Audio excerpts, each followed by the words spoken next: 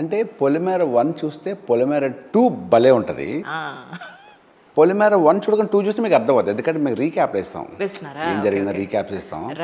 But చూస్తేనే మజా ఉంటుంది సార్. చూస్తాం అంటే ఏమైందంటే ఫస్ట్ పార్ట్ 1 చేస్తున్నప్పుడు లాక్డౌన్, థియేటర్ కోసం అని చెప్పి మేము చాలా బ్యూటిఫుల్ కంటెంట్ పెట్టి థియేటర్ కోసం ఎలాగని జనాలు రప్పించాలని బ్యూటిఫుల్గా ప్లాన్ చేస్తాం, వాట్ ఎవర్ ఇట్ ఇస్.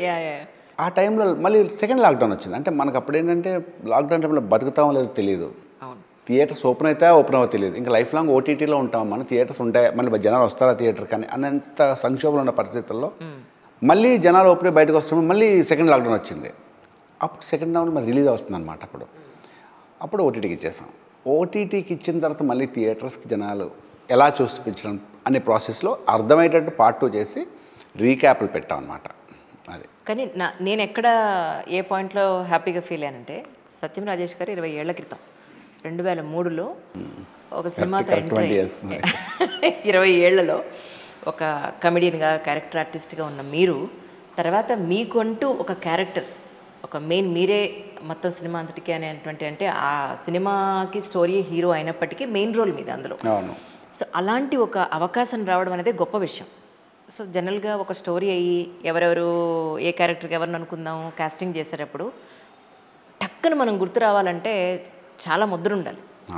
ఈ అవకాశం మీకు ఎలా దొరికింది, ఎవరి వల్ల దొరికిందంటే ఏం చెప్తారండి? అనిల్ అసోసియేట్ డైరెక్టర్ క్షణం సినిమాకి.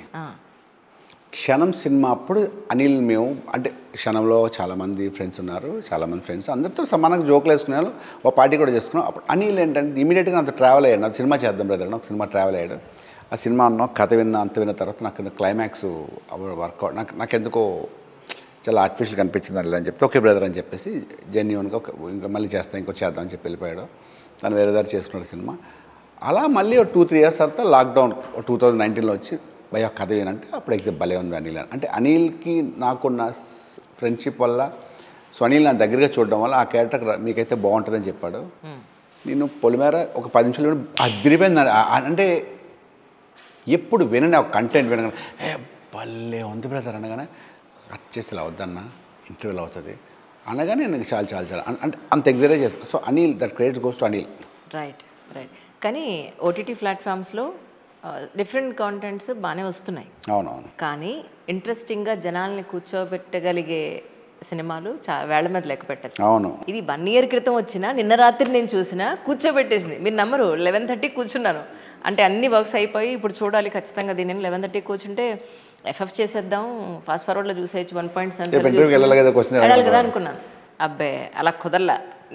ఎందుకంటే ఏం జరుగుతుందని ఒక క్యూరియాసిటీ మనిషిని ఎండింగ్ వరకు డ్రైవ్ చేసుకుంటూ వస్తే ఎండ్లో వచ్చిన ట్విస్ట్ మామూలుగా లేదు, ఎక్స్పెక్ట్ చేయలేదు అసలు నేను. అందులో ఆ చితిలో కాలిపోయింది ఆ పర్సన్ అని ఫిక్స్ అయిపోయాను నేను. అలాంటిది లాస్ట్కి వచ్చినప్పటికి ఇద్దరు బతికుండడం మామూలు డిష్ కాదు. అయితే పక్కాగా ఉంది. మీకు ఒక సర్ప్రైజ్ తెలుసా? సినిమా అంతా చేసేసాం, అంతా చేసిన తర్వాత లాస్ట్ సీన్ షూట్ చేసాం. లాస్ట్ సీన్కి షేవ్ చేసుకోవాలి కదా నేను.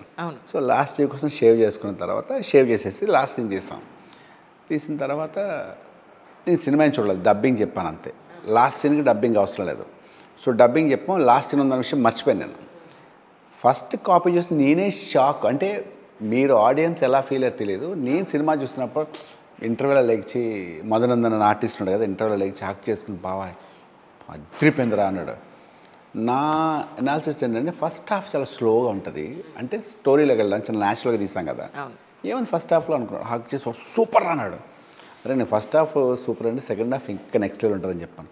ఎందుకంటే సూపర్ ఉంటుంది అన్నాడు. అదేంటి అందులో ఏముంది ఫస్ట్ హాఫ్ అన్నాడు. అరే నీకు తెలియదు రా, నీకు చేశావు కాబట్టి, కానీ మాకు తెలిసి అది చాలా బాగుంది అన్నాడు.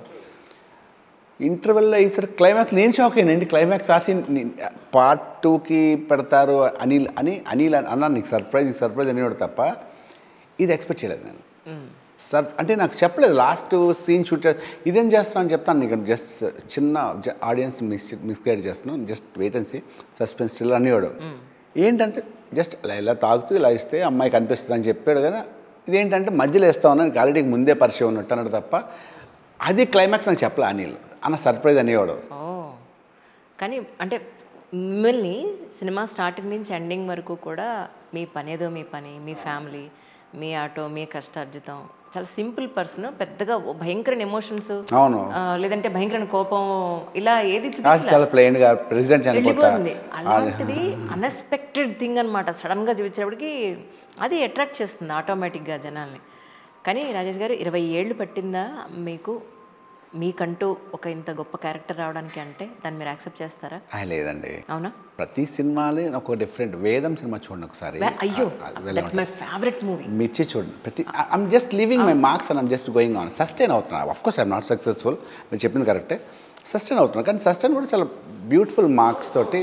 ఒక క్షణం పోలీస్ ఆఫీసర్ అడిగమ్మ అంటే ఒక వేదం, ఒక మిర్చి. నేను నా మార్క్స్ అంటే నాకు అవకాశం కూడా రావాలి కదా చేయడానికి. నిజం నిజం. కానీ వేదం సినిమా ప్రతి మనిషి జీవితంలో ఒకసారి చూడాల్సింది. ఎగ్జాక్ట్లీ కదా, అవును, తెలుసుకోవాలి. కానీ మేము ఒక ఏదో చిన్న మైక్ ఇష్యూ వచ్చి మేము ఏదో డిస్కస్ చేసుకుంటూ ఉన్నాం జనరలీ పిచ్చాపాటి. ఆ పిచ్చాపాటిలో నాకు అర్థమైంది ఏంటంటే he is the best husband and he's the best father అనే విషయం నాకు అర్థమైంది. నిజంగా అండి, నిజంగా నిజంగా అమ్మాయికి ఎంత మన సొంత కూతురైనా కూడా మనం నమ్మి, అమ్మో ఇంత కాస్ట్ పెట్టి మనం బండి తీసుకుని టక్కన ఏదైనా యాక్సిడెంట్ అవుతుందేమో, రిపేరు లేదంటే పిల్ల ఏమవుతుందో అనే భయంలో అంత తొందరగా బండి ఇవ్వరు పిల్లలకి. వాళ్ళు స్లోగా నేర్చుకున్నాక ఇద్దాంలే అప్పుడు అని అనుకుంటారు. కానీ మీ ఉద్దేశ ప్రకారం మీరు ఒక ఆడపిల్ల తండ్రి కాబట్టి అడుగుతున్నాను, మీరు ఎలా పెంచాలని అనుకుంటారు ఒక ఆడపిల్లని? ఆడపిల్లని ఎలా అలా పెంచి రిస్ట్రిక్షన్స్ అండి. ఓన్లీ మనం ఏంటంటే మనం ఎలా పెరుగుతున్నాం మన ఫ్యామిలీస్ బట్టి వాళ్ళు మంచిగా ఉండడం, మంచి మార్గంలో అంతవరకే తప్ప ఇది చెయ్యి అది చెయ్యి చెప్పడం అనేది నాకు ఇష్టం ఉండదు. ఎందుకంటే ఆడపిల్ల అంటే నాకు జనరలైజ్ చెప్తున్నా, అదే మన దగ్గర తల్లిదండ్రులు ఉన్నంతకాలమే తనకు నచ్చినట్టు ఉండగలదు. అవును, పెళ్ళైన తర్వాత నచ్చినట్టు ఉండే ఆ ఫ్రీడమ్ మన దగ్గరే ఉంటుందంటారు.